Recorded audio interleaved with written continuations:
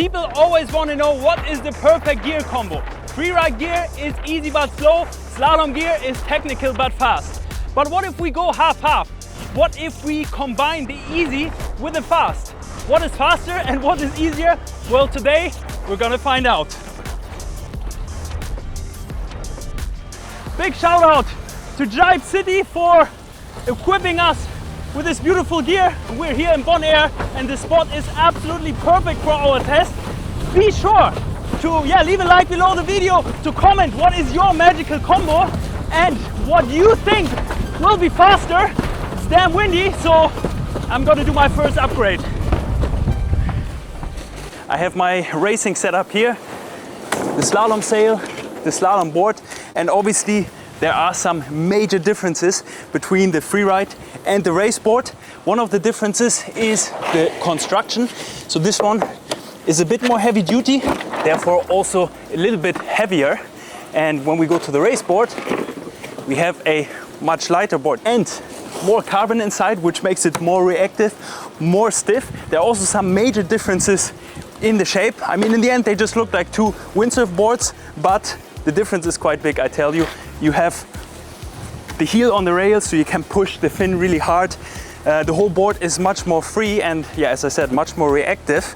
And of course, we have a carbon fin inside here, super fast. We have the stock fin, the fin that the board comes with in the freeride board, which is a glass fin with a thicker profile, everything a bit slower and more comfortable. Yeah, I'm curious to try it out. I'm gonna put the slalom board on the freeride sail and go for another run. So let's imagine a spectrum from easy to difficult and from low speed potential to high speed potential. On the left side we have a plank of wood and on the right side we have a power boat. In between we have a bunch of board ranges, starting with a beginner board. Once you can use the harness and learn how to use the foot straps, you'll be on a board like the Magic Ride. These freeride boards typically have a lot of volume in the tail and a pretty long flat section before the nose scoops up, as well as other features that get you planing without a lot of effort easily into the typically further inside play straps and of course around the first jibes. It typically doesn't have a lot of carbon in the construction, which makes it feel less direct than when you move further along the range past the free race boards and towards a race board.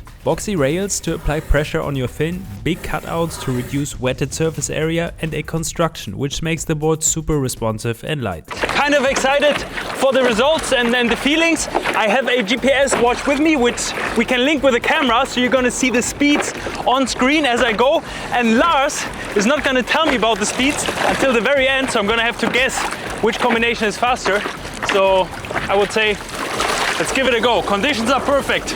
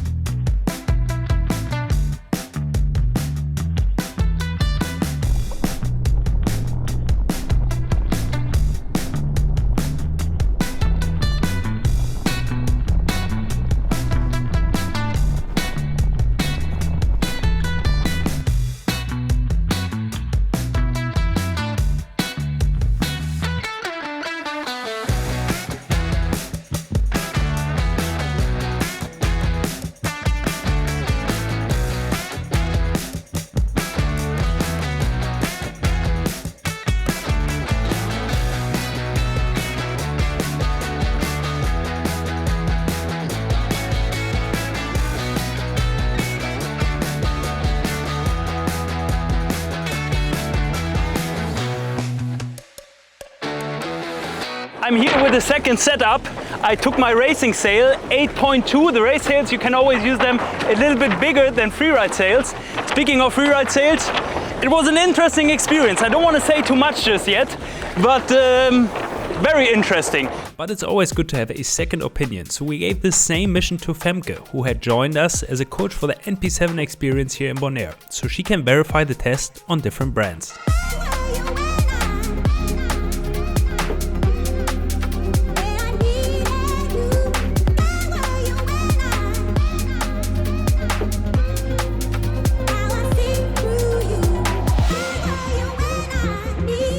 You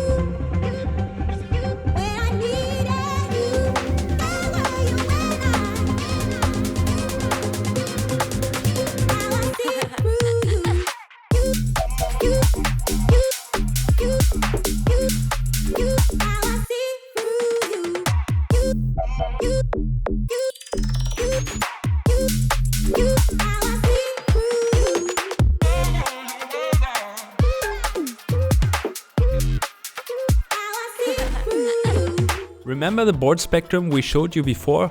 Let's take the same line and put sails on it. Imagine that on the left side you have an IKEA bag and on the right side you have an America's Cup sail. In between we once again have a beginner sail all the way on the left. Past the wave sails we're going into the freeride section. The right is a sail with little twists, so the sail powers up even with not a lot of wind in the sail. No cambers, a small mast sleeve and moderate luff curve. This makes for a light feel and ease of use. What it doesn't provide, at least not compared to the cambered sails further to the right, is a rock solid feeling with a very defined pressure point. That, combined with a lot of twist and luff curve and therefore plenty of top end speed potential, you will find in the slightly heavier racing sails like the RS Racing. Now I have the freeride board under the race sail, and let me say it like this, I hope it goes better.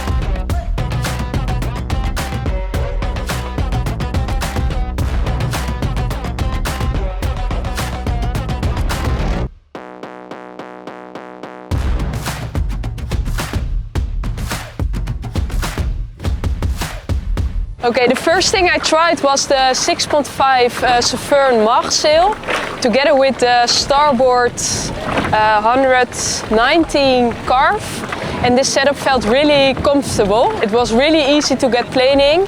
The sail had quite a lot of power, which was easy to get into speed, but it felt like there was some kind of a break at the maximum speed.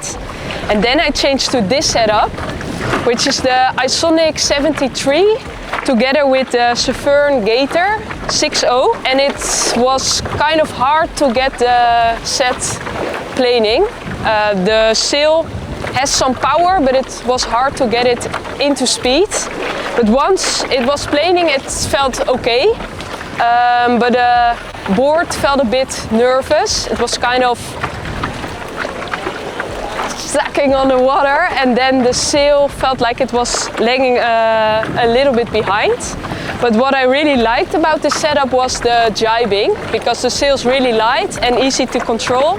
It's easy to make the carves. But overall, I really preferred the first setup, so that is what I would recommend if you're just looking for comfortable, easy planing and just free riding. If you're just looking for that little bit more speed, then you could go for this setup. But I definitely prefer the first one.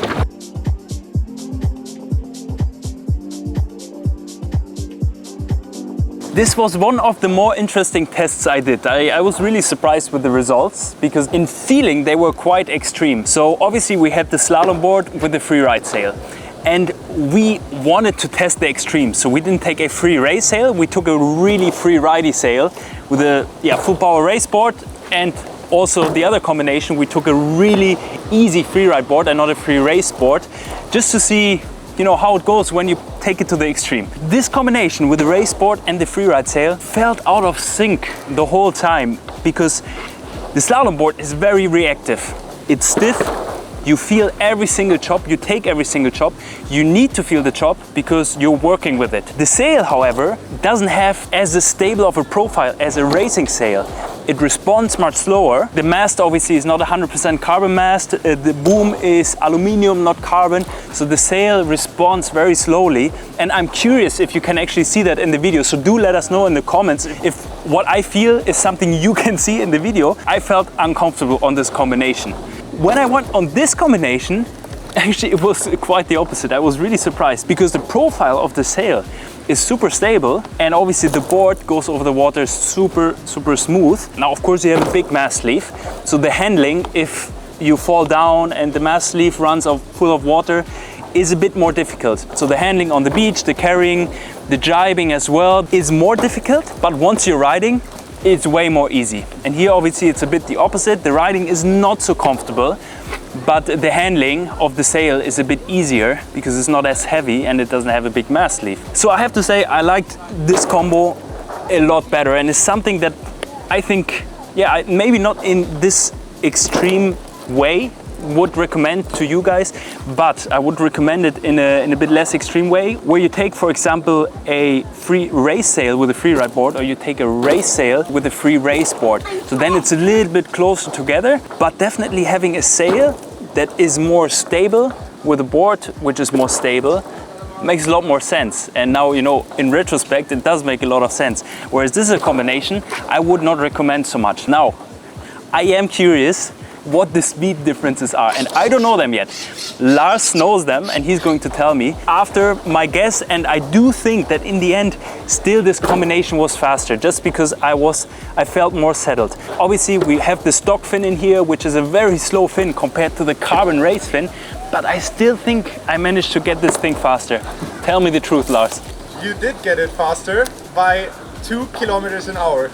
So the race setup was 54 kilometers an hour and the freeride sail was 52 kilometers an hour. So that's not all that fast in general, so that the speeds were not that high, but interesting to see 2 kilometers, about a knot faster on this setup, free race sail with free ride board.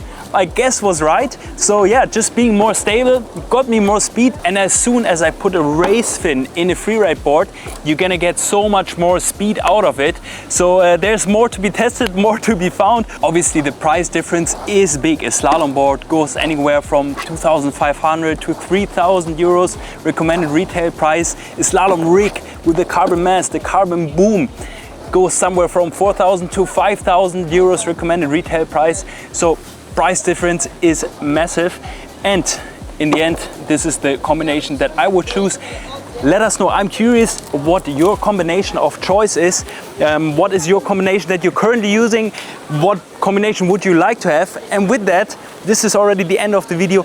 Be sure to subscribe to the channel to not miss any of the upcoming videos. Be sure to check the links below this video if you want to join us for a windsurfing experience, for example, here on Bonaire. Thanks again to the Jibe City Center.